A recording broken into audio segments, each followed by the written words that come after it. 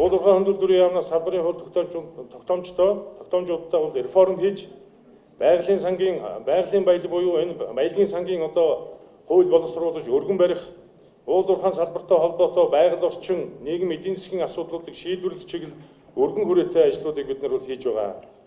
Цаашдын ажил бол бас залгамч нараа бас хадгалж цаашаа үргэлжлэнэ. Энэ явцад одоогийн хүчин төгөлдөр мөрдөгдөж байгаа үндсэн хуулийн 6-гийн 2-т асуудал бол огт өндөрлөл гараагүй гэдгийг би энэ албан ёсоор бас зохон тэмдэглэхийг хүсэж байна.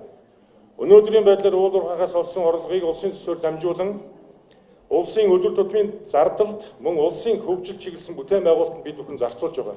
Энийг бол хүн болгон мэдж байгаа.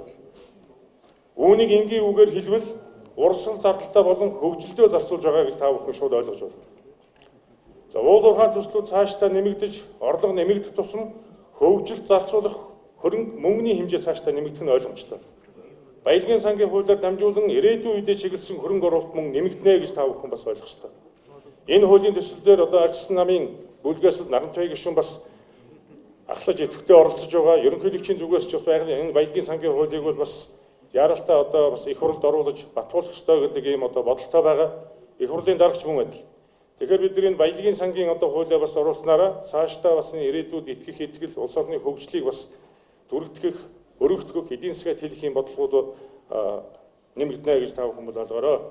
За уулуурхай компаниудын хувьцааг Монголын хөрөнгийн биржээр болон олон улсын хөрөнгийн биржээр дамжуулан Монголын ард түмэн эзэмшиж баялагын эзэн байх эрхээ дэлхийн нийтийн нийтлэг хөгжлийн дагуу хангах чиглэл шат тараатайгаар ажиллаад явах нь тодорхой болж байгаа. Эдгээрийг та бүхэнд хэлж байгаа нь энэ байгалийн засаглалыг салбарын хуулиар шийдвэрлэх хууль эрх зүйн бололцоо бүрэн байгаа. Үндсэн хуулийн 6-гийн 2-ын өнөөдрийн хүчин төгөлдөр томьёолно үүнийг бол бүрэн хангаж байна гэж бид бүхэн ойлгож бас өнөөдөр та бүхэндээ бас товч мэдээлэл бас өгж байна.